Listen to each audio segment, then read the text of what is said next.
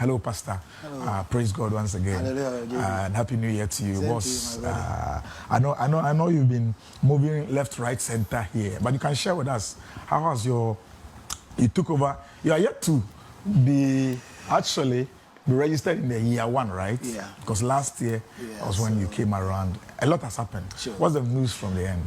So I think, just as you said, I want to, maybe before anything else, Yes. to say a big thank you to God, maybe for the opportunity to serve the church in this capacity. Right. We also want to say a big thank you and also commend our predecessor,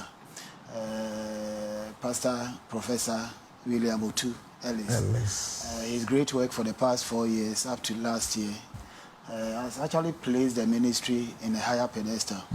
And I believe God brought him ahead of us just to make sure that our path is also smoothing. Great. I also want to say hi to our NEC members, led by Prophet David Kankambedito. Okay. I believe all of them are with us on this journey. JB, I think we took over officially on 1st September last year. Yeah. And by God's grace, just as I said, because of the great planning and the wonderful work that our predecessor did, we also had a smooth takeoff, if I should say. Okay. So far, we've been able to do some few area visits, ending the year last year. We were also able to do 2 major programs. The last time I was in the studio, I think we had just finished with the Children's Week for last year. And then a week after, the Preacher Kids also continued. Yes. The rest of the period has been how to acclimatize ourselves with the office work and so many other things, and then maybe we take each day as it comes. Right. So that's how maybe life has been for the past almost 4 to 5 months now. What has been your baptism fire into that office? Yeah, so I think the baptism of fire started just as when we were inducted. Okay. To handle 2 major programs of the ministry, flagship programs of the ministry. That is the Children's Week and then the Preacher Kids, for which I believe because of the team around, we were able to execute them well. The rest of them are about the office work. Having come from the field, you need to actually acclimatize yourself with how the office space actually the system works. But I think with the team together, I think we are doing good. And lawyer is also helping. Very your deputy. Very helpful. Yeah, he has always been there. Even I think yesterday or 2 we were just talking. Everything about him, like he's an institution on his own, I must say. So like we are not finding ourselves fumbling because all those people are there. They are all there to actually help. I mean, it's one of the institutional memories when it's come to children's ministry. He has a lot of information actually. But I mean, how about Pentecost? I've not heard you comment about, I mean, the space we are given. Now you are enjoying Saturdays, you are also enjoying Sundays. My fans are crazy. You will get there. My fans so you see, we cannot actually do without you. And you have always been there. No, but areas is one can So I think you have also done very well with us. I think the mileage that you are giving to the ministry now, some of the programs that are there, and even the Sunday morning service, now you show it twice on a Sunday. And some of our activities. Recently, for the past 2 weeks, you have been on the road with the chairman. And then he met the children at PI, the Kandish Worship Center. And last Sunday at Dr. Wyatt. And I think I've seen the videos. I think I've shown it several times. And I think the Pentecost hour and all that. So Pen TV, we salute you. We are part of the agenda, right? This is 2023 and 2020. We're there inside some. So we need to make sure that we get it right. We want to promise you that going forward, with this new vision that we have cast, we want to actually build a lot of content for you, for children.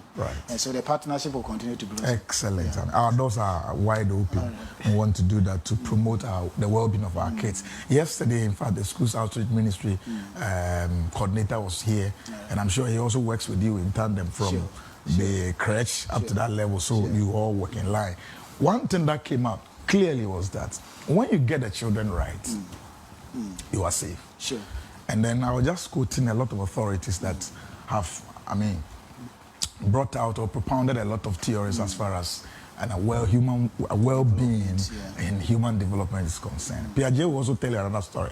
But my emphasis was on the Sigmund Freud and then the Adler theories, where if you don't get them right at the formative ages, the carryover effect is dangerous. Very if they are fixated at a point in time, it becomes another story. So if at that tender age, the gospel can reach out to them, we make room for them to, be able to harness and bring out their talents. We are safe. Then we'll have tomorrow. Tomorrow. So, JB, you know that every society that we have starts from the home. Right. Start with a family that are desirous to actually nurture a child who can fit into the larger society. So if you have a society of thieves, those thieves actually started, their grooming started when they were young. That's correct. And if you have a society that fear God, the fear of God started with them from childhood. So that is why it's very important. And actually yesterday, listening to my brother, Tando, I think I actually accept that fact that children, if I must say here, are the raw materials for society. Correct. If society is a factory, our children and how we position them becomes the raw material that we feed the society with. Correct. And so the earlier we pay attention to how the better the society becomes, the better the society will or otherwise all of us are in trouble. Sure. Now, before we came, we had a background song. Can you give us a history? Oh, yeah. So the background song is going to be something like a war song that is going to propel the new vision that we want to carry up to 2028.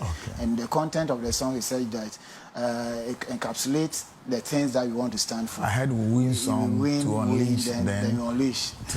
So it summarizes everything that the new strategic plan that we have intends to show. Why is it necessary to always have a strategic plan? Is it a kind of, if you like, because almost every organization tell you, oh, we have strategic plan.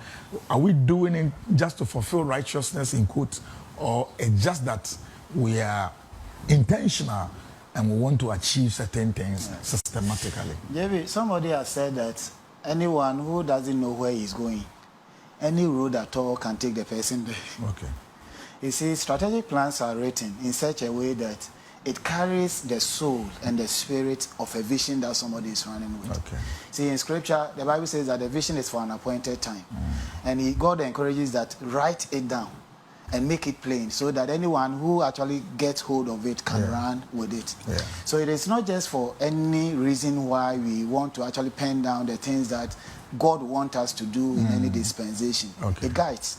And anyone who also wants to come and buy into the vision, once you get it and once it is well explained to you, you can also join forces with the vision bearer to actually run with the vision. So it is not just a matter of writing, but it's a guiding light, a guiding principle by which we can all move. Then let's step into it. I'm sure production will help us go through the strategy plan. So let's begin with the preamble that you tend to establish. Exactly what informs this strategic document? All right. So many things actually come together to inform this strategic plan. We have our historical basis. We have currently where the major church, that is the mother church, we want to move towards. And so far, what has been done currently. You know, institutions grow. And then any vision that comes actually to reverse the trends, reverse the things that, how far we have come, might not necessarily be a vision. And so one thing that this strategic plan we want to do is to look at what has happened in the past. From children ministry as of last year, even this year will be about 53 years. So many things have gone under the leadership of various directors that have come. All right? And so are we consolidating them and making sure that you build upon them, or maybe like the general African leadership, like somebody you come and somebody has done something, you throw them away. Say, I'm also bringing my own. I'm also bringing my own thing. You come, there are creating a lot of wastages that are going on. Then you come and say that, okay, this one built up to even just left with a key to a door. And you say that I get my part in the shower, saying I'm throwing it away and then starting my own thing. No, if you want institutions to grow, let's track back what has happened in the past.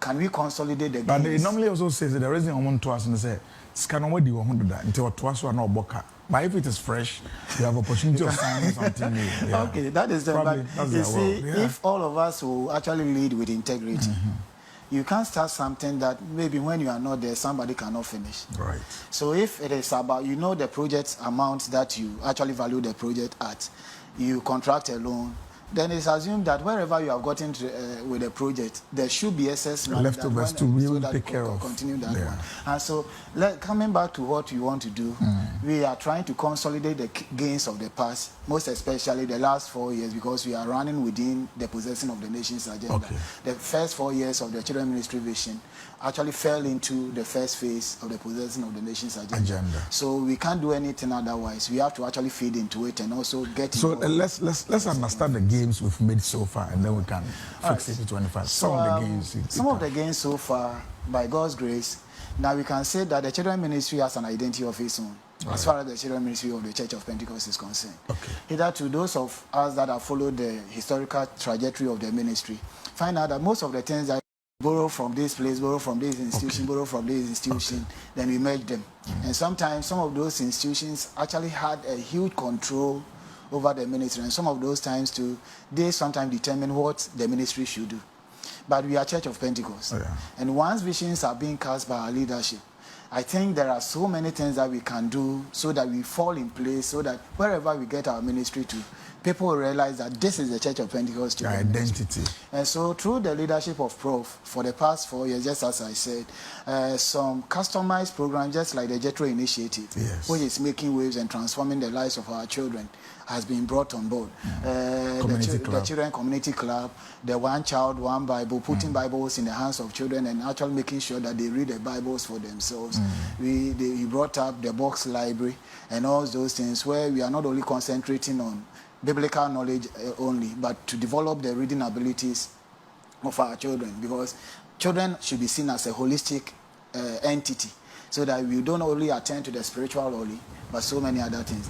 JB, you must also accept the fact that through the help of Pen TV, which is our core traditional media outlet, and look at the social media space, and the ministry has also taken over some way, somehow, because of some of the things that we are doing, which we don't want to hide, but we want to project for the whole world to see. So I think that the ministry has come very far, and all that I can say in summary is that the ministry has been customized, given a new identity, and where we have reached, I think we are good to go. Okay, but I mean, for the purposes of records, like you said, even though those years some policies were seen to have been laborious, I think they also mattered in the system. At that time, probably that was the needed opportunity and what they needed at that time to make it happen. So thank God that all this formation has been well. Actually, Prof really has, taken the ministry to another level. And God is a God of progression. So he progresses as time goes on. So we bless God for that. Now, back to your tenure. God willing, this year you start your 1 year. Interestingly, we have now the strategic plan for, which is in tandem with the Vision 2028. Now let's get into specifics. Share with us and let's understand. What's the vision statement for this? All right. So before maybe I share the vision statement, whatever we do, we are doing it per the vision statement and the mission statement of the Children Ministry. And what our constitution of the church actually mandates that the Children Ministry do. All right, so to refresh our minds a bit, the vision statement for the Children Ministry, maybe many people don't know, is to winning and nurturing children to grow in the Lord. That is our vision. That whatever we do as Children Ministry should end up at winning children and also nurturing them to grow in the Lord.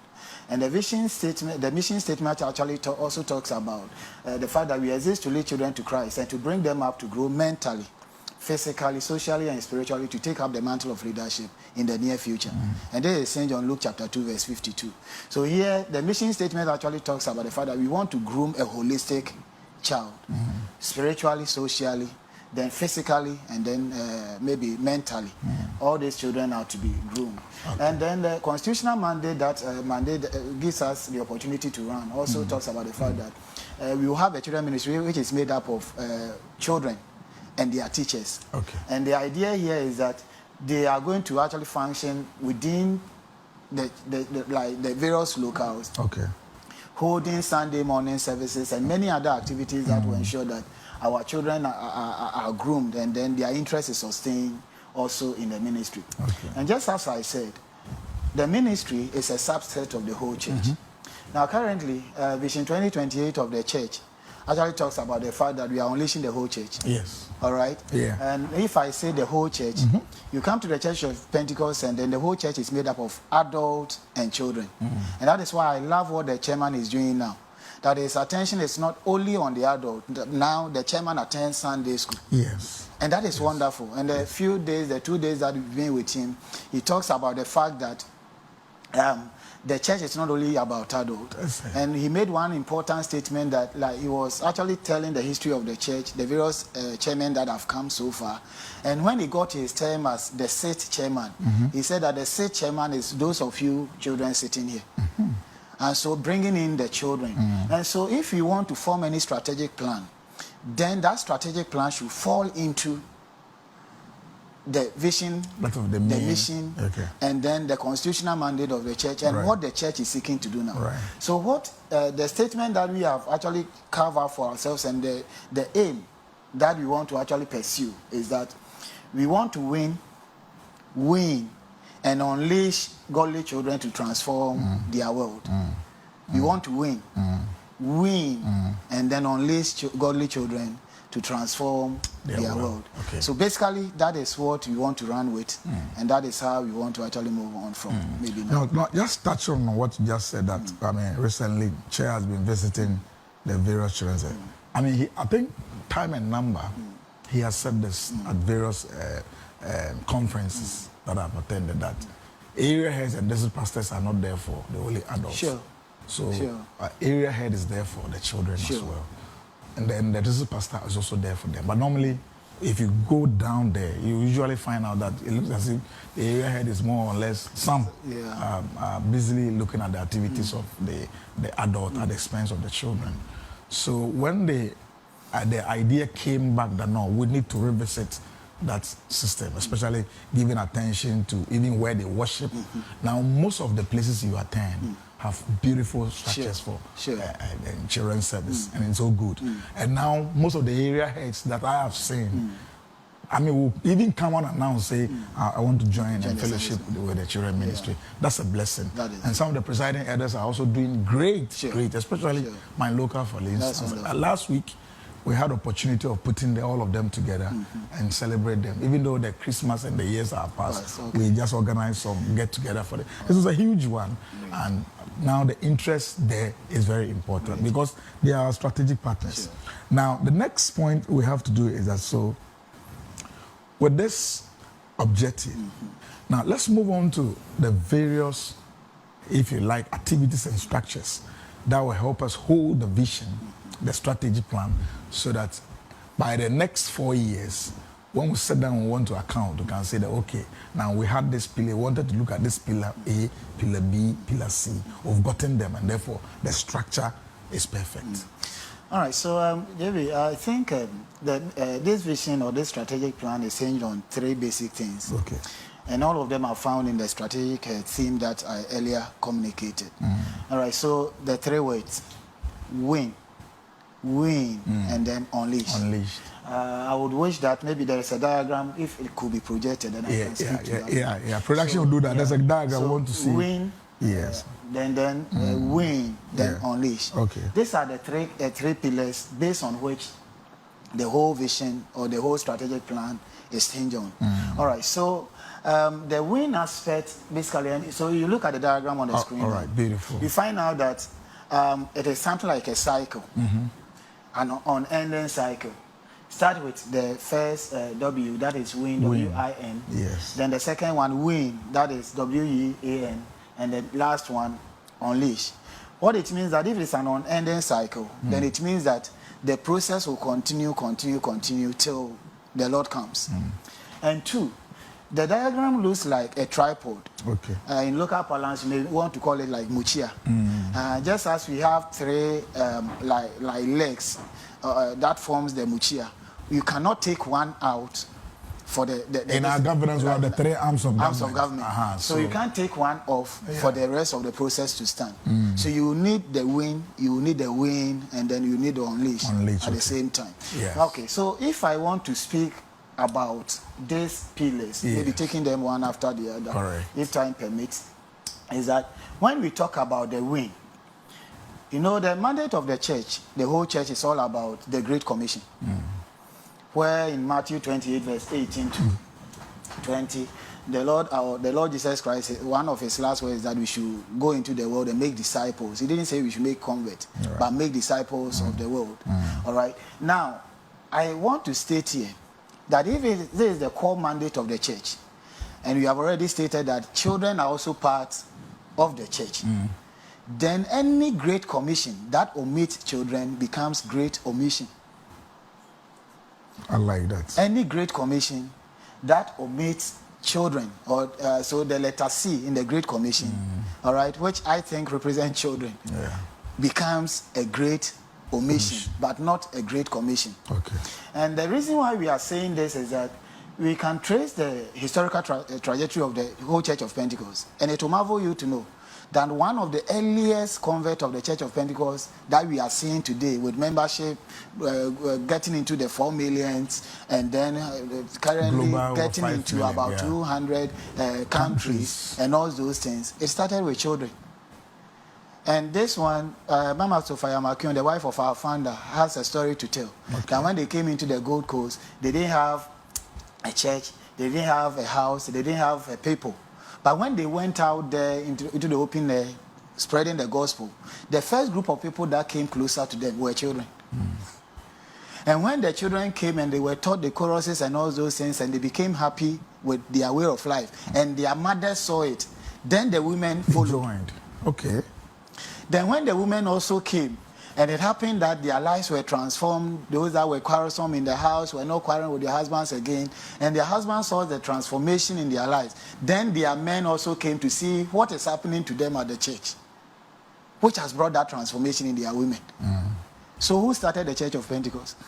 So it is children. Our bosses, the kids. It is our children. It is our children. But it gets to a point in time they are relegated behind, like that they don't matter, because maybe now they can't contribute anything. So if I should say meaningful to the church, all right. So they are relegated behind the scenes. So this particular statement by Mama Sophia brings out two things. Okay. That one, children are winnable. The souls of children are winnable. They can be won, and that is why Jesus says that we should let them come. We shouldn't actually restrict them. And the second idea is that children also can be soul winners as well. If these children, through them, their mothers came, they can be a conduit for winning souls. And you can ask the maid in Naaman's house, how did Naaman get into Israel to find healing for himself? It was a maid, a little child in his house that actually spoke to him. That's a about prophet. There's something, a prophet in Israel. If you go there, you'll be okay. All right. So this, what we want to communicate with the win, the first W, is that we want to get into aggressive evangelism. All right. An intentional child evangelism. That when we go and win souls, children should not be counted out. And just as we plan for adult evangelism, these children should actually be concentrated on. There is a picture I want to show you now. Okay. And here it sums up our win mandate. Okay. Where we find a cat and a mouse. All right. So production yeah. So the picture is there now. All right. Let's understand the meaning of this cat and a mouse. Under normal circumstances, a cat can actually chew a mouse, right? But there is a mouse going to a cat and asking him this simple question: "Excuse me, sir, but have you heard the good news of Jesus Christ?" That mouse there represents every child in the Church of Pentecost, and that mouse there represent every soul, whether an adult or a child, whether the wicked person in society. That is what, and that is where we want to take our children to. That we are not only looking at them as children that can be won, but they can also win they should go out there fearlessly winning souls through evangelism. So what strategy are we applying under this pillar one? Right. We want to break down the word win into an acronym.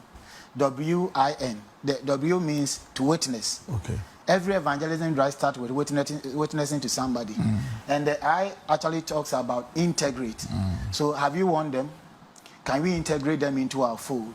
Now, what the adults are doing today, you go out there, spend a lot of resources, winning souls, follow up becomes something. You will not follow them up. The souls go away. We want 10 souls, then you can't find any one of them in church. But we want to be intentional about this, that if you have witnessed to a child, we should make sure that the child comes to join our fold. Then also, when they come, we nurture them. Okay. So remember that we have said that we are not going out there making converts. But Jesus says that we should make disciples. A disciple is somebody who has grown up to be like Christ. And so we will not only go and win them and then be happy with the statistics, but we want to make sure that those that are won are retained and nurtured. So that is about the first pillar. Okay. And so there are so many programs that we want to run under it. But the principle that we want to use from now onwards, as far as the first pillar is concerned, is that where the children play. Okay. Wherever we want to find children, that is if I should say, a ready grounds for sharing the gospel with the children. Okay. That every child will be trained to actually hold witness or evangelism as a lifestyle, and many others that we want to employ. So how do you want to achieve this? Yes. We want to embark on a strong and intentional training in child evangelism. We want to enhance our community club system. We want to introduce what we call the one mission house, one community club system. You know, the one historical fact about children ministry is that, you know, it started in the home of Mama Margaret Mills and the husband in a mission house. Okay. And that is how the ministry has actually grown over the years from Asokwa, like throughout all the periods up to today, what we see. And so if every mission house in the church, which is numbering over 2,000, we want to hold a community club in their home, let's imagine the number of children that we can bring into the fold. Chairman, when he was at Koforidua, started something like a community club in his house. And he tells us that when he was leaving Koforidua to head office as the chairman, he could count at their last meeting about 250 children who came at that closing session. And most of them are now joining our various churches. And so it is very important that we employ some of those strategies to get them in. We also want to embark on the Adopt a School campaign. Okay. And that is why I thank God for what my brother, Pastor Tando, said yesterday. We want to partner them. That various locals should identify schools. And here, if you say that we are adopting them, our mindset is to reach out to them with the gospel. Okay. But when we get there, do they have a need that we can meet? Simple things that we can do. You go and their chairs are all broken, our children are sitting on the floor. Can we buy a pound of nail and maybe put together the desks for them?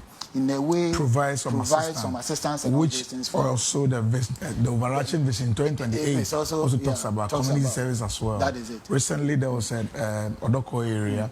There was a need at one of the schools around the place, Odogono School. They had to go to the place. After praying for them and dealing with the leadership and that, they saw the need. So they had to find a way to go there and fix it. That is it. So that's the point, that when you see the need, as far as children are concerned, fix it. And then you can push the gospel. Some of them can even be simply... But let me take just a split seconds of your time to wish one of our big men at headquarters here, happy birthday to Elder Kwesi Afram, Deputy Finance Manager at COP headquarters. Elder Kwesi Afram, today is your birthday. So happy birthday to you. You are sharing it together with Kings for the Lord bless you. I'm sorry for interrupting, but I think it's in order. I think that from you are with him at PI Kaneshi. So I want to wish him well too. He has been a good man, like full of encouragement for us. Great. And when I came to the head office and I realized that he's here with us, I think I was very happy. You're cool. That's fine. All right. So JB, I think all these things that we have outlined is aimed so you intend to, align with partnerships and all those things. Outreach ministry. Yeah, many partnerships, many networks, because you see, the work of the ministry is so huge, and we cannot do it alone. No. And so we want to hold hands, something that our chairman actually encourages that we do. So we want to hold hands, and then I tried one of these things at Asinfos when I was the area leader. Okay. I visited one school, and that school also happens to be my alma mater, my basic school. Okay. I went there, like, one of my assistant area leader is teaching there. I went there and then I find out that children are crowded around the headmaster's office. What was the problem? One young guy, he's a twin, that he has used a pen to stab one of the children. Oh. And everybody in the school actually referred to the child as a bad boy. So I asked permission from the headmaster whether I can be with the child for a while. I brought the child out. I didn't do anything to the child. I just rubbed my hand in the head like that. Then I told him that, do you know that you can be a good boy? Do you know that God loves you so much? He said, something simple. Yeah. And do you want to be my friend? He said, yes. Okay, the hair was bushy. Would you want to actually, Baba, they said, do you have any need? I said, I don't have a reading book, textbook, which was costing just about 25 Ghana cedis. Said, okay, I will buy that one for you. But you will be my friend. You will not do what I wouldn't do. The next time I visited the school, the headmaster himself testified about the boy that he has changed. And even his whole dressing has changed. And I followed this boy together with my assistant leader to their home. And what I saw in the home actually attested to the fact that how the children were behaving. Coming from a broken home, the mother doesn't care, the father doesn't care. So a carryover effect. Carryover effect. So these are some of the basic things that we are talking about, that if you adopt a school, apart from the physical things that you can, counseling services can also be provided. Of course. And I believe it can actually help the system some way, somehow. And so, so many of them, others like children-only assemblies, we want to actually project that we want to have children-only assemblies. That just as the church is establishing various local assemblies, there are communities you go, you not get the adult. Yeah. But can we establish an assembly which is more for children? For the children. If the child is 10 years, the adult age for the Church of Pentecost is 13. Run this 10 for 3 years. Can we get somebody to baptize without going out there spending resources to get the adult in? And so these are the basic ideas that we want to channel, and so many other things which time might not actually. But my question is, I mean, in all the strategic documents, it has to be validated by the authorities. Yeah. And I understand you work closely with the office of the chairman. Yeah. Has this, plan been validated, or thank God, the chairman has actually given us his assent. Okay. And already we have actually produced copies of this one. I will get you your copy maybe when we are done. Right. So all these things that we are talking about, the chairman has gone through it. Okay. We have shared with various stakeholders, and then they have given us their mandate to run with it. Beautiful. So we are done with the wind. Yeah. Now let's move to the second pillar, which is the wind, WEAN. Yes. Is basically about equipping and discipling the children. Equipping and discipling them. And if you're talking about equipping them, we are talking about a holistic kind of equipping, just as our mission statement actually talks about. We want to move the children just from convent. Equipment and vision 2023 equipping. Yeah. So but we still have to. So just it's a process. It's a process. Yeah, we did the equipping in the first vision, but the issue is that every day within the church we continue to equip. So we have not actually run away from that. Okay. All right. So one man, Robbie Galati, says this, that the goal of every discipleship group is for the mentee, that is the one that is being discipled, to become a mentor, to multiply, that is make other disciples. In essence, the discipleship group is designed for the player to become a coach. So if you have not gotten our members to that level, where we have actually made sure that wherever they are, what they are expected to do, they can do it, and they can also help other people do it. We have not gotten anywhere. What we have seen so far is that the children come to Sunday school, we teach them, they go, next Sunday they come back again. Okay. But can we get them to a level where they can also take part in ministry? And that is what this WIN mandate is all about. Okay. And so in fact, I have a task to do, director, so permit me to do it. Talk to me, sir. From somebody who had just sent me the message. He's watching now. He said, please say yes to director for director to respond for me. I am watching from City of J. Krodia. So yes, yes, start here. Then you want to start here in the only anchor yes. Thank you very much, City of J. Krodia. I hope you are cool now. Let's continue. All right. So just as I said, that this WIN pillar, the second pillar, is geared towards intentional equipping and discipling them. Yes. To get the children from just being passive observers in ministry to be people who can actually involve themselves in ministry. Right. Remember that chairman has stated within the Unleashing mandate that every member of the church should have a ministry outside the four walls of the church. Right. And that is, and if they can do that, then we would have actually positioned them to also do that. This pillar is hinged on Psalm 131, verse 1 to 3. Okay. It is just 3 verses. And the Bible says that, oh Lord, this is David speaking. My heart is not lifted. My eyes are not raised too high. I do not occupy myself from with things too great and too marvelous for me. Verse 2. But I have calmed and quieted my soul like a weaned child with his mother. Like a weaned child is my soul within me. O Israel, hope in the Lord from this time forth and forevermore. Okay. These 3 verses actually looks at, like you can break them down into 3. Ordinarily, whatever David said in the verse 1 should be something that anyone who has not actually seen Christ, that is how the behavior should be. Okay. Full of pride and all those things. But David says that now I am not like that. But my current position is such that I have calmed myself like a weaned child, who is with the mother. Right. See, if a child has not been weaned, you, the mother, you cannot even have a nice sleep. That's correct. You cannot leave the child and be independent. Wherever you go, you have to carry the child alone. Right. And in the church today, many adults have not been weaned. That's correct. Every little thing, the wall gecko falls on their bed, they are running and chasing after people to pray for them. That's correct. But can we get our children to that level where they can develop prayer as a lifestyle? Okay. That they wouldn't expect other people to do the things, the spiritual disciplines for them, like they want to do it with themselves. They will be independent. Wherever they find themselves, we will not be afraid what the world can do to them. Because when the world comes, they have already been equipped. Right. And that is what this mandate is all about. And so the verse 3 talks about that, oh, Israel, hope in the Lord from this time forth and forever.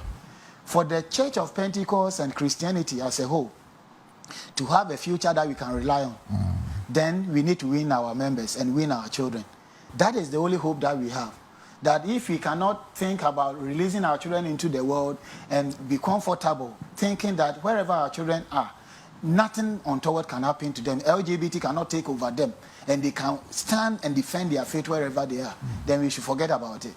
And that is what this pillar is about, that we position the children in such a way that they can go out there and do justice. So in practical terms, yes, how would you position So in them? practical terms, we want to also employ the WIN strategy. Okay.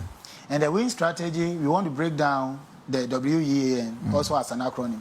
The first W is about the winner's capacity building. Because I'm sure that next week we'll have the part 2. Yeah. We may not be able to exhaust it. So then I'll come around. Yes.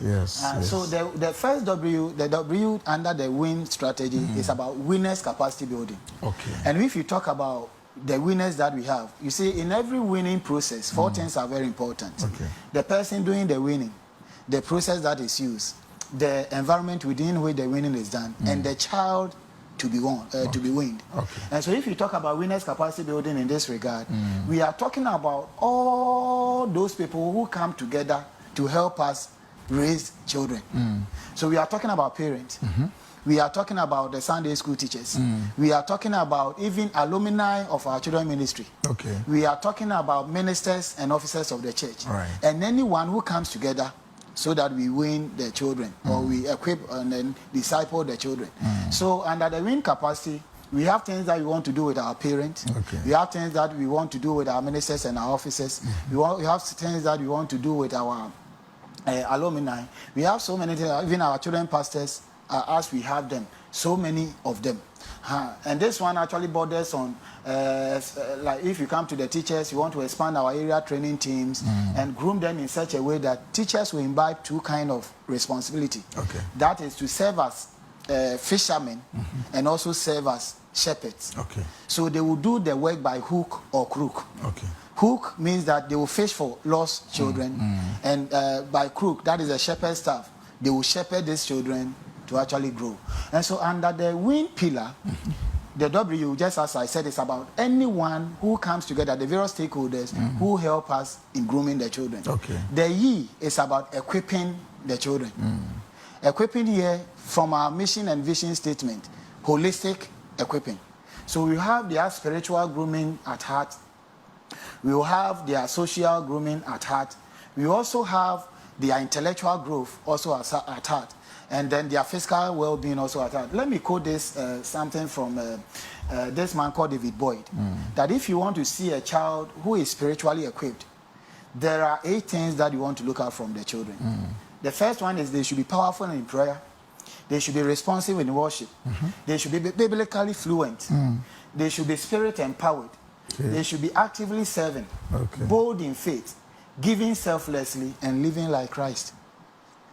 And so these are the things that if you say that we have a child who is spiritually equipped, these 8 things should be seen on them. Director, you know your stuff. Just hold on and listen to. And listen to some WhatsApp that are coming. Right. This is from Christiana Amma. I'm watching you from great downtown district. I salute you, JB, and my humble director. God bless you so much. Or you good rough. All right, so that's the another position that's coming. Let me move on to this is from Pastor Prince Augustine Abebio. Okay. Oh, Pastor Elmina. Yeah, good to see you. Hear from you. Esaman District, Elmina area. We thank God for children's ministry. We bless God for the life of Pastor Samuel Avonyo and the NEC members. Now listen, we are solidly behind you. Together we shall possess the children for Christ. Pastor Prince, God bless you so much. You've been such a great brother and a helper as well. Now, this is coming from Pastor Isaac Ampoma. Okay, downtown. Downtown Vanco, right. Area leader. Yeah. Okay, so he was telling me that fishing and then feeding and unleashing the graces and potentials of our God-given children is our goal. Wow. Win, and unleash. Right. And say, Yesu. Now I just saw my friend Adam and the necessary pride that can want some we said brides from Konongo say we thank God for COP with all this leadership. Our children will be grounded and they will be fair so that in future nobody can shake them. We are possessing our children for Christ. Lydia Juma Kumase, we thank God for COP and this new director. I'm sure you can build on and do better. God bless you and more grace to your elbow. Wisdom says, our better says blessings, blessings, blessings, and blessings. We have just 2 minutes to wrap up. Wow. And the rematch is next week, so don't worry, we need to settle it. So within this space of time, what's the mainstay that you want to communicate? All right, so all that we want to say is that our attention should get back to the children. If you have never given attention to child evangelism, this is the time. Okay. And we are thinking that within the next space of 4 years, and even before the 4 years, we want to add about 1 million children to our fold because we want to be intentional about what we do. And not only going to bring the children, but making sure that the purpose of the Great Commission is to disciple, get them to a level where we can get the children ready. So that the last pillar, which is the unleashing mandate, which I believe you will have time by next week to talk about. I think I'll be ready for us to discuss that. Excellent. But all this while you've been working with your children workers. Sure. Any word of encouragement to them, and then you want to share your last felicitation to people. Okay. So let me greet my wife. She is watching in the house. Very necessary. Mama Jimaima. This morning when I was leaving the house, she wished me well. And when I go back, I'll ask her how I felt. Yeah. All right. So, sweetheart, I want to greet you. And I thank you for the various support that you have given so far. I want also to thank the NEC members. In fact, they are...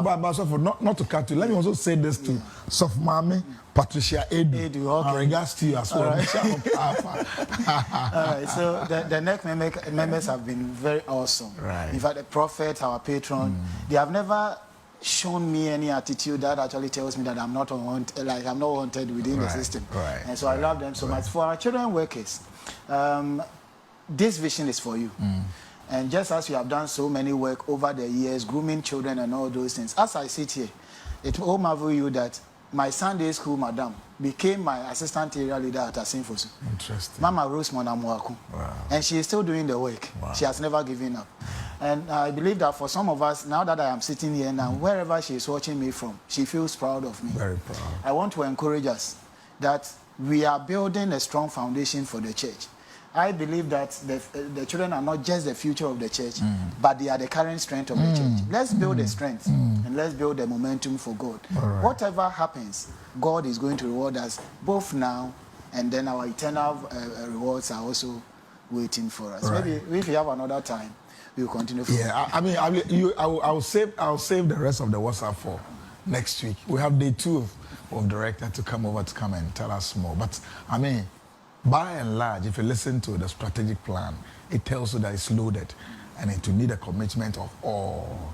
In fact, from church leaders up to even the church workers and then our kids, we must make sure that we hold their hands well and ground them for God. When we do that, our future is safe. Sure. In fact, when these guys are fully taken over by Christ, we can sleep. Now, you there, you can't sleep. And until you tame your children, your future is not grounded. So that's beautiful. But Pastor, I want to thank you so much for making time to be here. We'll be expecting you, God willing, next week to have this final conversation on this one.